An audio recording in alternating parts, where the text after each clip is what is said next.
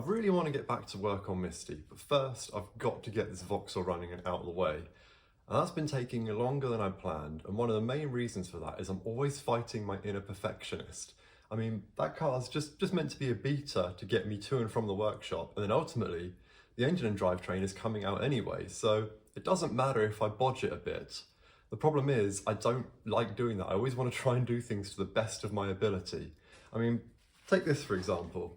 This is what holds the fuel injectors, and then you put the intake goes on top.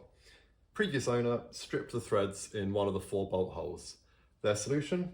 Just put a bolt in with a nut on the other side. And that's fine, that works. There's nothing wrong with that. It's fine, there's nothing wrong with it. It's absolutely fine.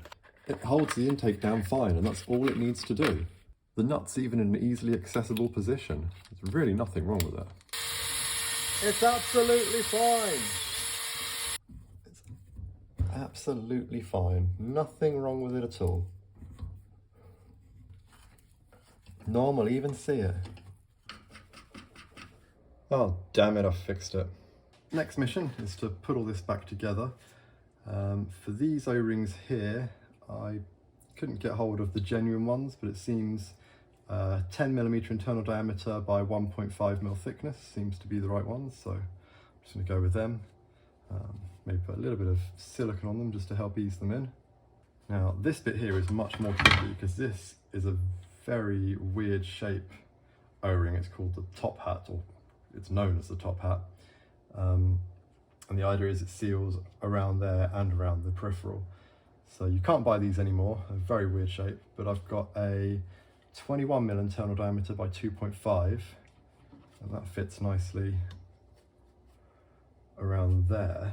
And what I'm going to try and do is I've kind of broken an O-ring down so it fits over there, and I'm hoping I can just kind of get that to stay in place.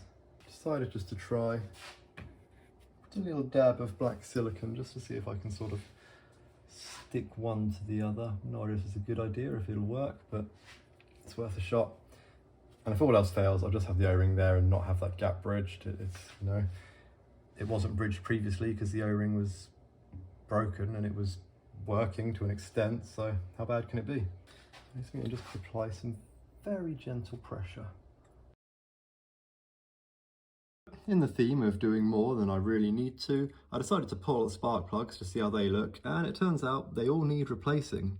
And what's quite interesting is, even though it was cylinder 2 that was full of oil, it seems to be the spark plugs on 1, 3 and 5 that were the most oily when I pulled them, which would explain why the misfire was on 1 and 3.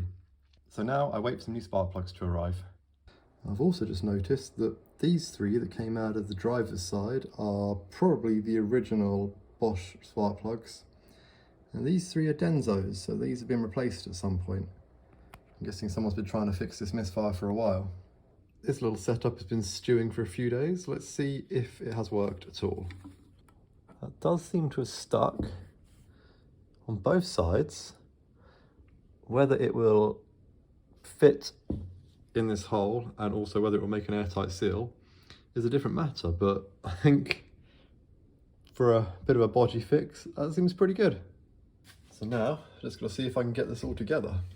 Currently just going in dry, raw dogging it so to speak, but I might put a little bit of lubrication on these O-rings. I think they're a bit tight, a little tight.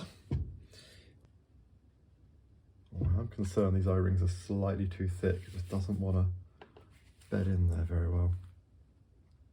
So what I'm trying now is, instead of these 10mm internal diameter, I've gone for 8mm and stretched them over, which should give a slightly thinner wall, and that feels a bit better. As long as it makes an airtight seal and holds for a year or so, it's good enough for me. Okay, that feels pretty good. Right, moment of truth. I've not tried this before. We're all lubed up.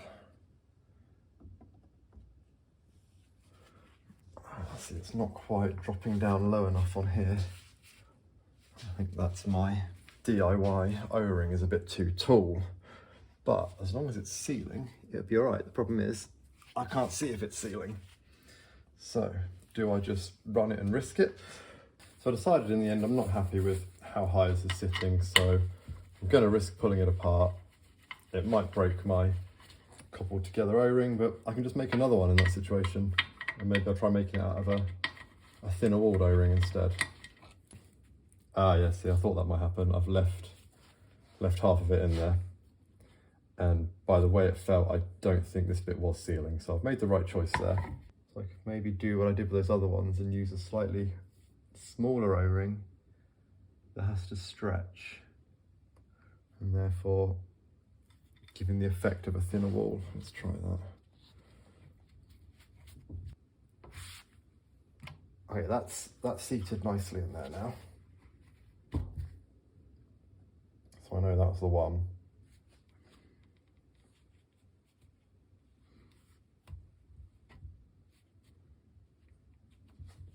Got a good seal on both sides. Leave that to dry again. And when I come back next time, hopefully I'll have something that works. It's been a couple of days since I did this. Let's see how well this one's worked.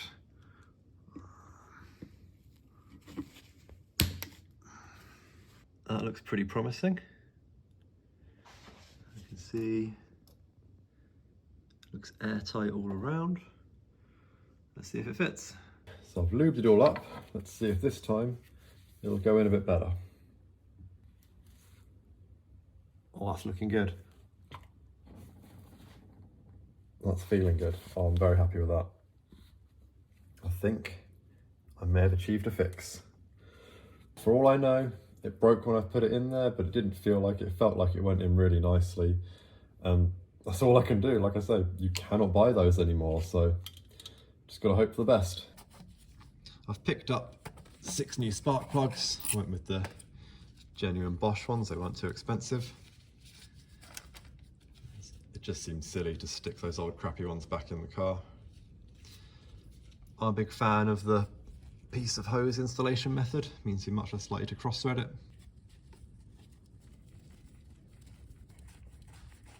So here's my new cleaned up coil pack.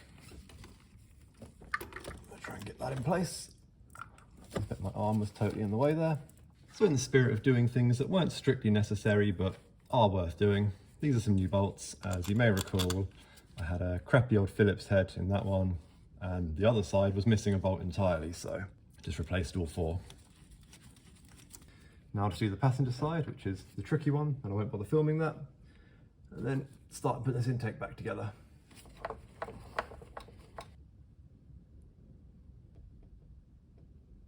Now time to get the upper inlet manifold on.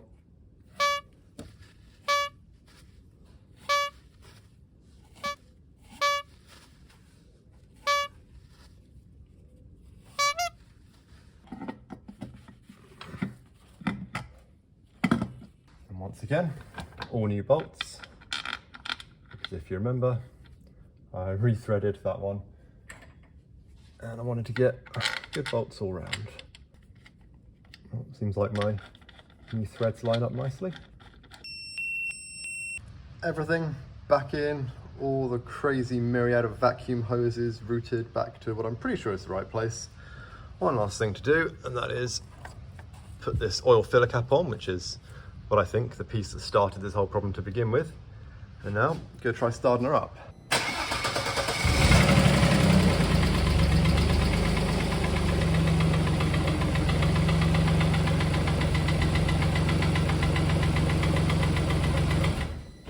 Straight away, sounds rough, and I've got to check engine lights. I'll see what that code is in a minute. But first, I'm just going to make sure there's no signs of any leaks anywhere. That code was 0340, which a bit of Googling tells me it's the camshaft position sensor. And some further Googling tells me that this is the connector for the camshaft position sensor, and would you look at that? I hadn't plugged it in properly, so score 1 for ECUs. Let's, I don't know how I missed that one. There we go. Hopefully that's the only thing I hadn't plugged in properly, but I'm sure we'll soon find out. Let's try again. Take 2.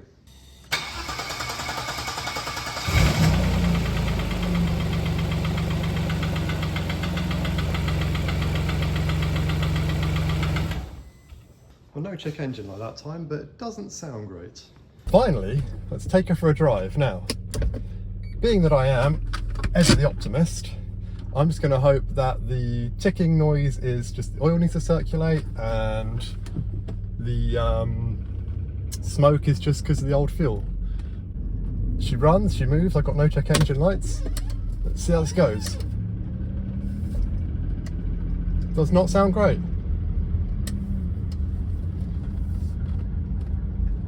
Sounds fucking awful, actually.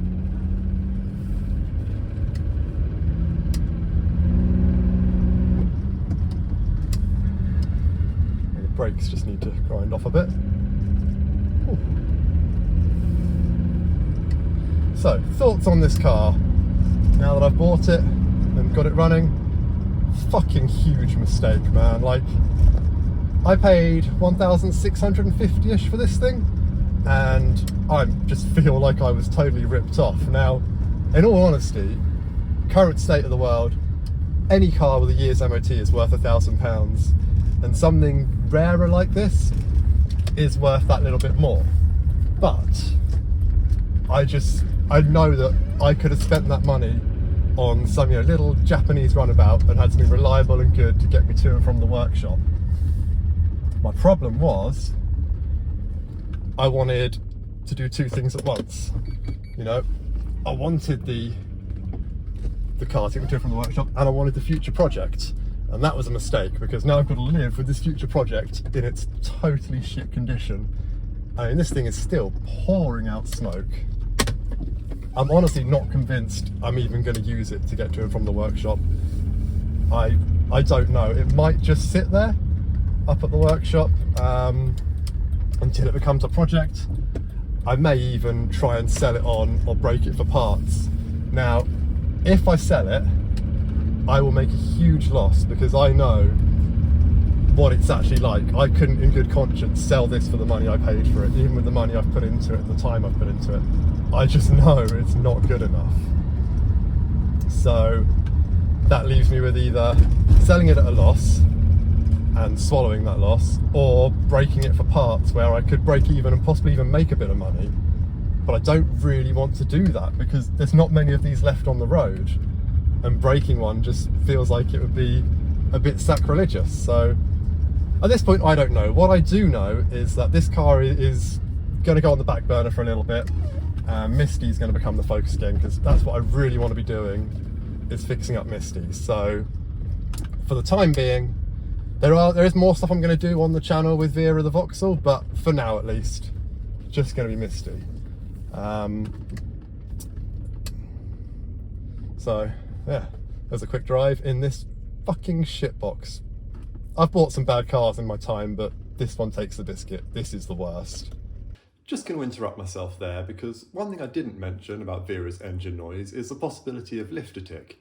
The reason for that is the name. I'd always assumed lifter tick would be a quiet tick, tick, tick sound, but having done some more research and seen some videos, it seems lifter tick can be pretty damn noisy, so maybe that's all it is. So just on the off chance, I picked up a can of this supposedly valve lifter tick fixie stuff. Could just be snake oil, but I thought it's worth a shot. I'm going to warm the engine up, stick it in, and see if that makes any difference.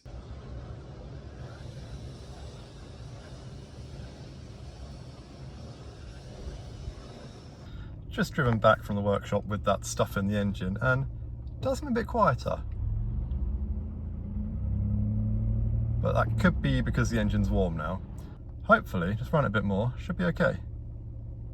I'm going to call it there for Vera. She's running, there's no check engine lights, obviously a bit rattly, bit smoky, but hoping maybe that just needs, you know, the oil to recirculate properly and get some fresh fuel in her. At least I can get her out of the workshop now and start using her again, and finally get back to work on Misty, which is, you know, what this is all about. I've just wasted 3-4 months and quite a lot of money on a car that was meant to just get me to and from this workshop. So I'm happy to see the back of that one and just start working on Misty again. So one other thing I want to talk about is, some of our older viewers may remember we used to have a Patreon where a small number of awesome people just threw a little bit of change in and helped us pay for the projects and things. We stopped that when we had kids, because we knew we wouldn't be able to consistently put out a video every, you know, month or even few months.